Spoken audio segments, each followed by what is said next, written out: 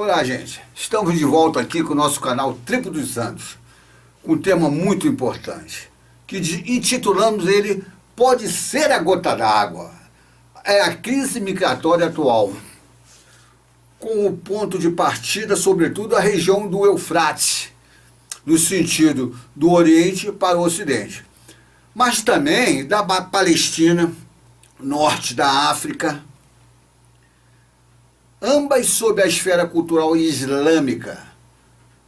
Aproveitando o refrão do poeta, esse fenômeno migratório pode ser a gota d'água, pode ser a gota d'água, ou seja, pode ser apenas o começo de uma mobilização global em massa, de gente faminta, que se espalharia por toda a rede do grande mercado global.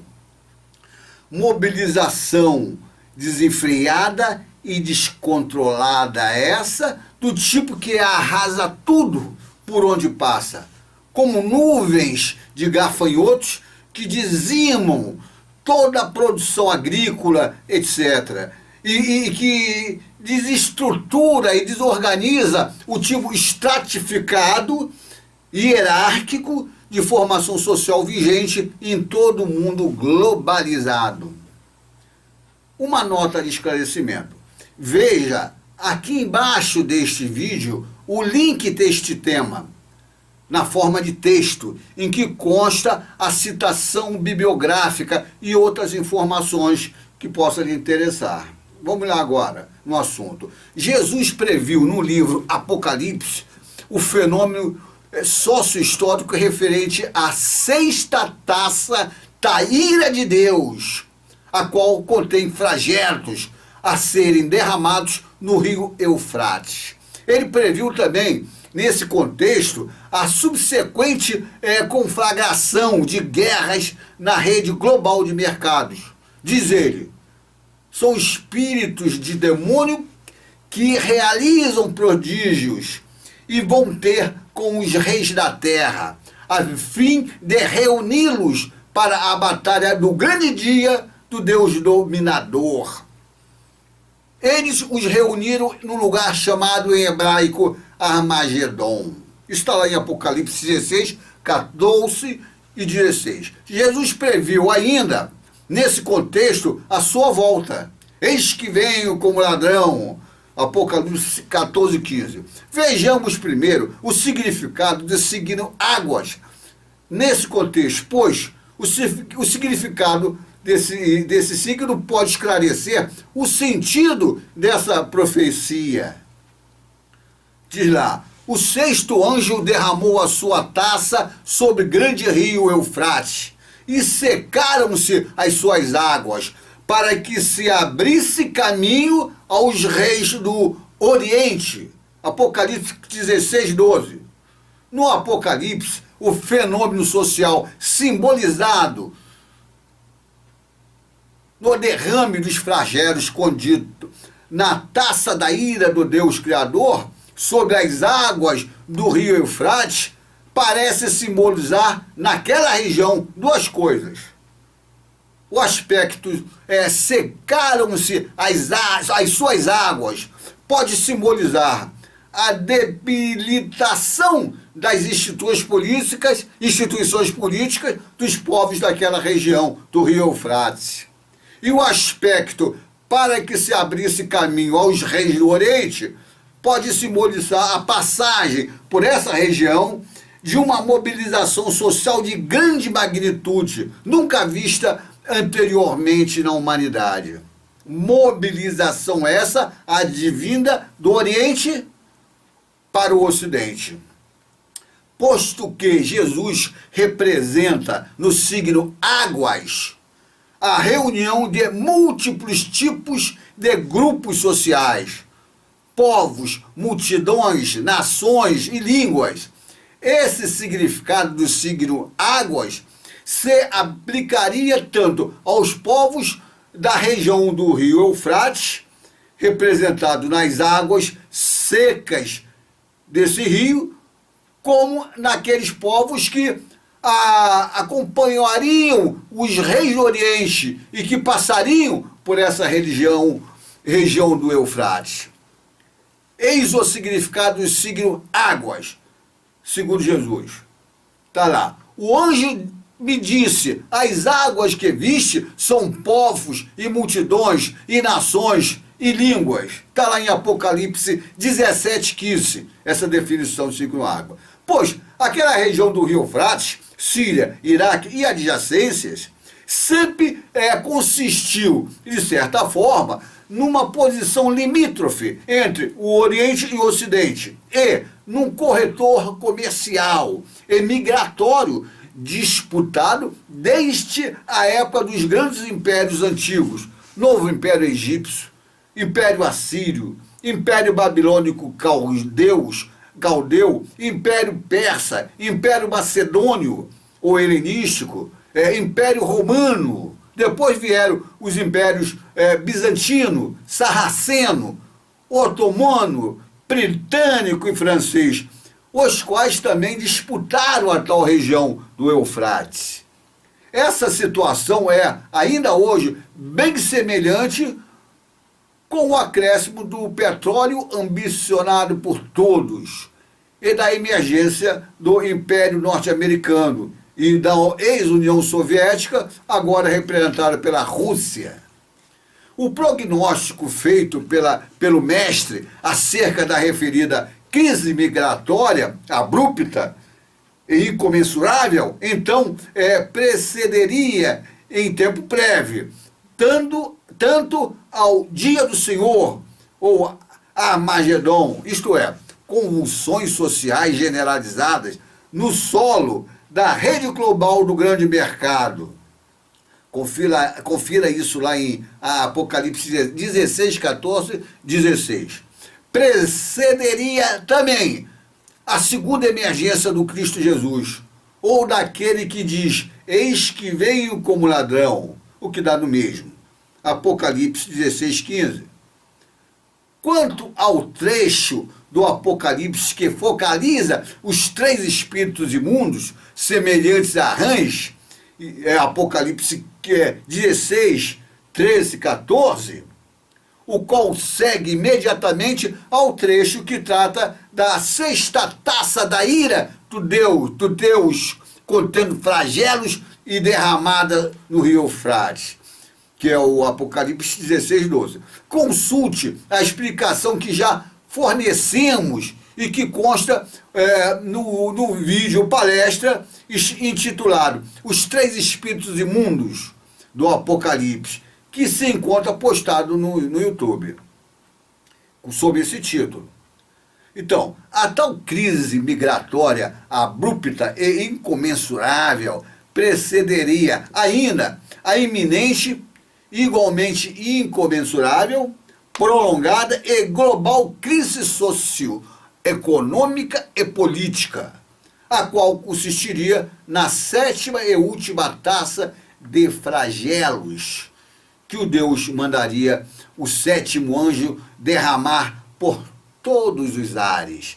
Crises essas que provocariam como que um terremoto social tão grande como jamais houve desde que há homens na Terra. Ou seja, provocaria a queda em rede global ou em efeito dominó, tanto dos estados imperiais, ao exemplo dos Estados Unidos, Rússia, China, União Europeia, etc. Mas também a queda dos estados submissos, ao exemplo do Brasil e toda a América Latina, submissos aos norte-americanos. E outros em situação análoga relativa a outros impérios.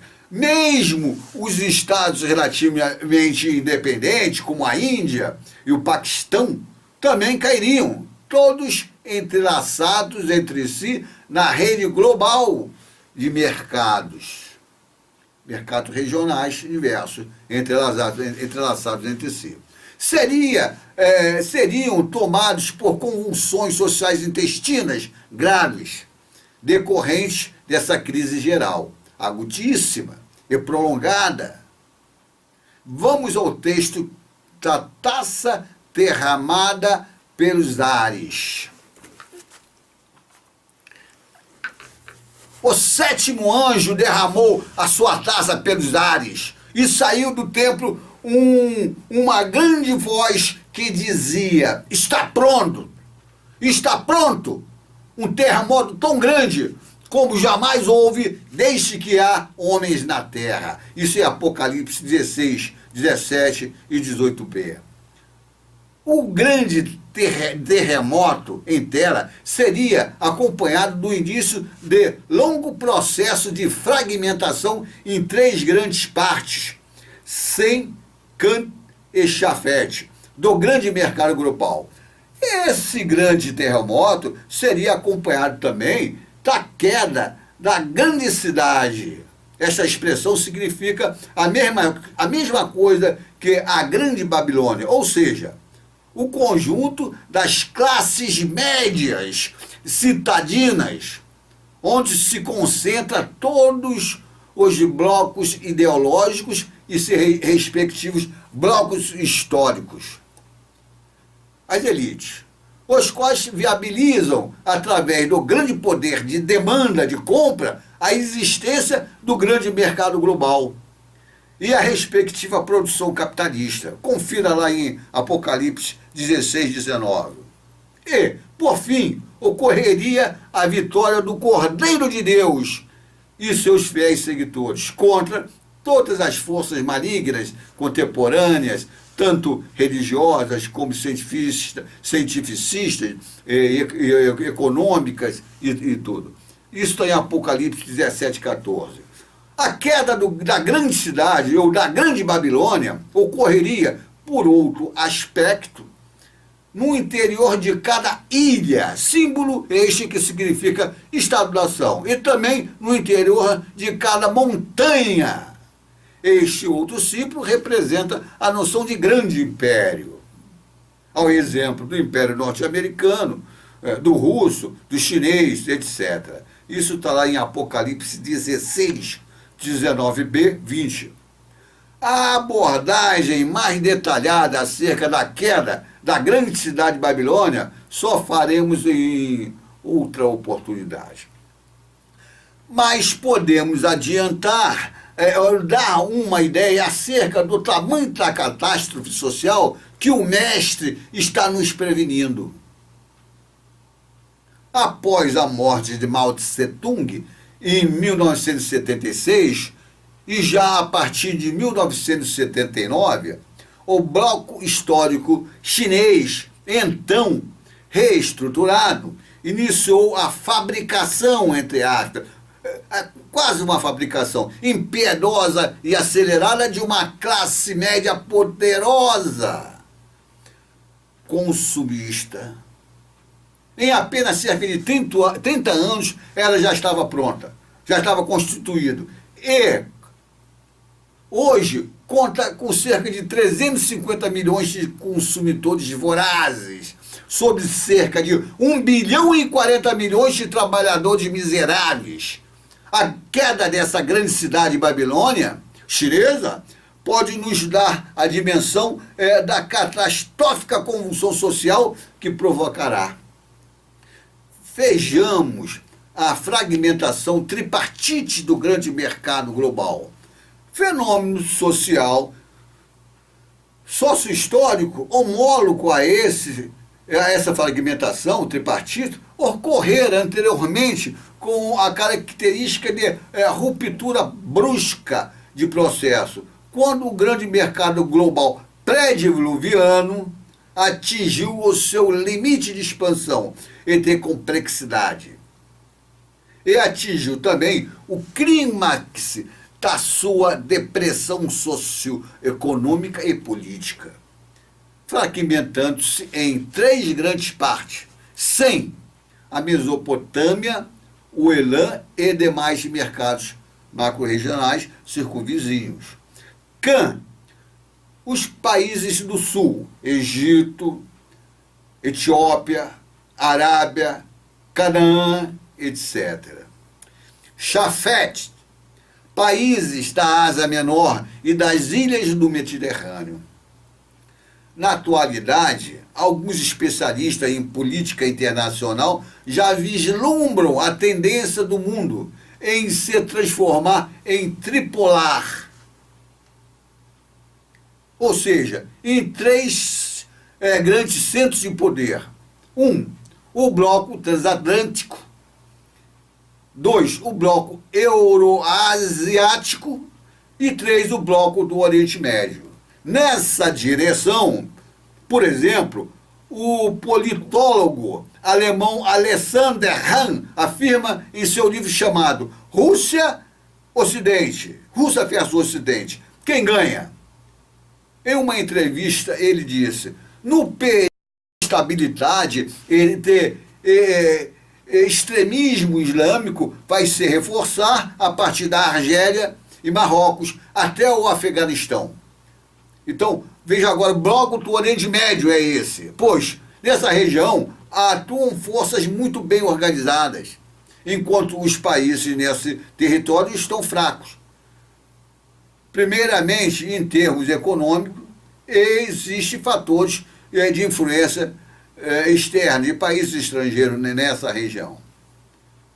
Agora, o outro bloco, o bloco transatlântico, vai se fortalecer em algumas regiões, enquanto outras continuarão inconsistentes, embora nem todos os países europeus consigam se integrar ao bloco, a esse bloco transatlântico.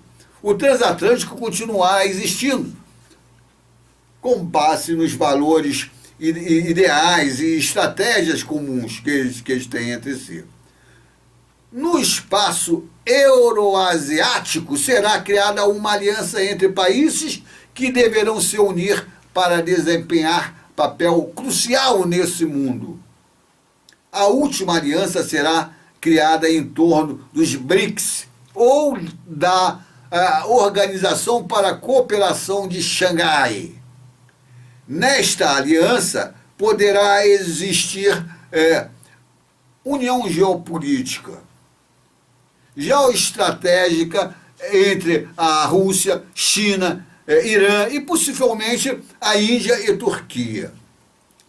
Agradecemos a sua atenção e aguarde a nossa próxima palestra. Veja aqui embaixo deste vídeo o link deste tema, na forma de texto, em que consta a citação bibliográfica e outras informações que possam lhe interessar.